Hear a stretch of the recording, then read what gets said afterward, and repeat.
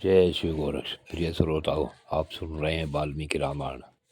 और आज आप देखेंगे वाल्मीकि रामायण का भाग 178 तथा उत्तरकांड का भाग 42। पिछले भाग में आपने सुना कि श्री राम ने लक्ष्मण और भरत के साथ मिलकर अश्वमेध यज्ञ की तैयारी की तथा पहले इंद्र ने किया था अश्वमेध यज्ञ। यह बता रहे हैं वीर लक्ष्मण। अब इससे आगे की कथा भाग 178 में सुने। लक्ष्मण का वचन सुन श्री रामचंद्र जी ने कहा, उत्तम व्रत का पालन करने वाले वृत्रासुर के वध की पूरी कथा सुनाओ। श्री रामचंद्र जी के कहने पर लक्ष्मण ने पुनः उस देव कथा को सुनाना आरंभ किया।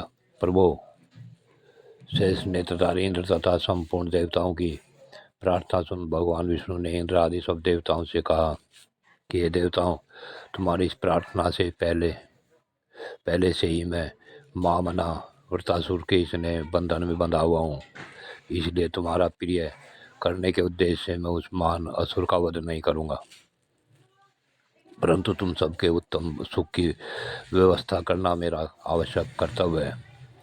इसलिए मैं ऐसा उपाय बताऊंगा जिससे देवराज इंद्र उसका वध कर सके।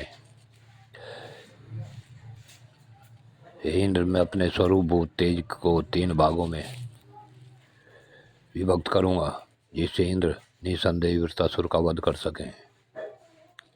मेरे तेज का एक भाग इंद्र में प्रवेश करे, दूसरा भाग वज्र में व्याप्त हो जाए और तीसरा भूतल को चला जाए, तब इंद्र वृत्रासुर का वध कर सकेंगे।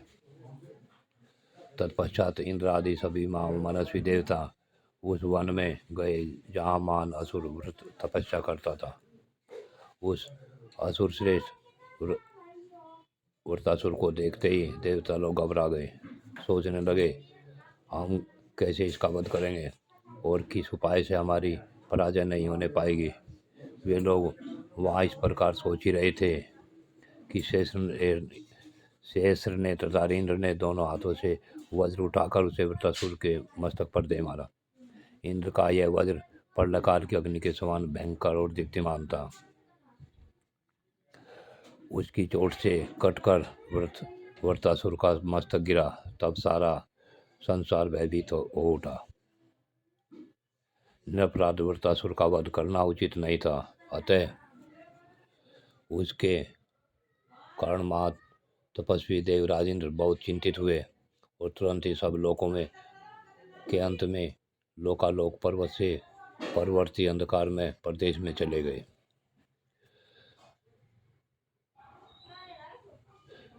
जाने के समय ब्रह्महत्या तत्काल उनके पीछे लग गई और उनके अंगों पर टूट पड़ी। इससे इंद्र के मन में बड़ा दुख हुआ। देवताओं का शत्रु मारा गया, इसलिए अग्नि आदि सब देवता त्रिभुवन के स्वामी भगवान विष्णु की बारंबार स्तुति पूजा करने लगे, परंतु उनके इंद्र अदृश्य हो गए थे। इसके कारण उन्हें बड़ा दुख हो रहा था। देवता बोले, परमेश्वर, आप ही जगत के आश्रय और आदि पिता हैं। आपने संपूर्ण प्राणियों की रक्षा के लिए विष्णु रूप धारण किया है। आपने इस वृत्रासुर का वध किया है, परंतु ब्रह्महत्या इंद्र के को कष्ट दे रही है। अतः सुरश्रेष्ठ, आप उनके उद्धार का कोई उपाय बताइए। देवताओं की यह बात सुन भगवान विष्णु बोले, इंद्र मेरा ही भजन करे, मैं उन वज्रधारी देवराज इंद्र को पवित्र कर दूंगा। पवित्र अश्वमेध यज्ञ के द्वारा मुझ यज्ञ पुरुष की आराधना करके पाक शासन इंद्र पुनः देवेंद्र पद को प्राप्त कर देंगे और फिर उन्हें किसी से भय नहीं रहेगा। देवताओं के समस्त अमृतमयी वाणी द्वारा उक्त संदेश देकर देवेश्वर भगवान विष्णु अपनी स्तुति सुनते हुए परम धाम को चले गए। उस समय वृत्रासुर के वध की पूरी कथा सुनाकर नरश्रेष्ठ लक्ष्मण ने शेष कथा को इस प्रकार कहा। देवताओं को भय देने वाले महापराक्रमी वृत्रासुर के मारे जाने पर ब्रह्महत्या से गिरे हुए वृत्रनाशक इंद्र को बहुत देर तक होश नहीं हुआ। समस्त लोक क्षीण होने लगे। इससे देवताओं के हृदय में व्याकुलता छा गई और उन्होंने उसी यज्ञ का स्मरण किया जिसे पहले भगवान विष्णु ने बताया था। तदंतर बृहस्पति जी को साथ ने ऋषियों सहित सब देवता और उस स्थान पर गए जहाँ इंद्र भय से मोहित होकर छिपे हुए थे। वे इंद्र को ब्रह्म हत्या के आवेशित देख उन्हीं देवेश्वर को आगे करके अश्वमेध यज्ञ करने लगे। नरेश्वर फिर तो माया मनस्वी महेंद्र का वह महान अश्वमेध यज्ञ आरंभ हो गया। उसका उद्देश्य था ब्रह्म हत्या की निवृत्ति करके इंद्र को पवित्र करना। तत्पश्चात जब वह यज्ञ समाप्त हुआ तब ब्रह्महत्या ने मां मनस्वी देवताओं के निकट आकर पूछा, मेरे लिए कहाँ स्थान बनाओगे?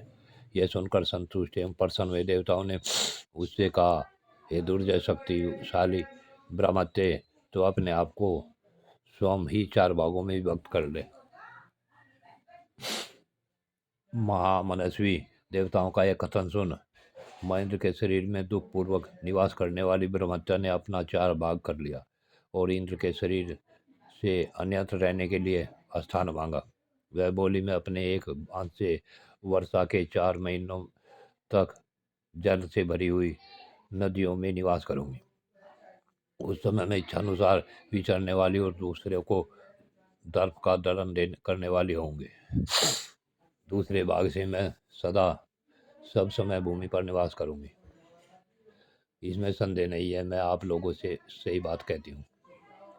और मेरा जो यह तीसरा अंश है, इसके साथ में युवावस्था में से सुशोभित होने वाली गर्वीली स्त्रियों के प्रतिमास 3 रात तक निवास करूंगी और उसके दर्प को नष्ट करती रहूंगी।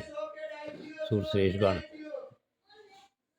जो झूठ बोलकर किसी को कलंकित नहीं करते, ऐसे ब्राह्मणों का जो लोग वध करते हैं, उन पर मैं अपने 4थे भाग से आक्रमण करूंगी। अब देवताओं ने उससे कहा, दुर्वशे, तू जैसी कहती है वह सब वैसा ही हो, जाओ अपना अभिष्ट साधन करो।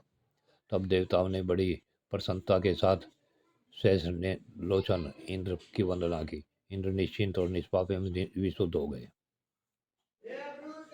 रघुनंदन, अश्वमेध यज्ञ का ऐसा ही प्रभाव है, अतः महाभाग पृथ्वीनाथ, आप अब अश्वमेध यज्ञ के द्वारा यजन कीजिए।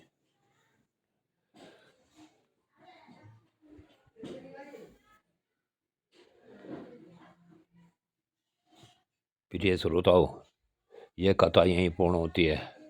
आगे की कथा अगले भाग में। जय श्री गोरक्ष।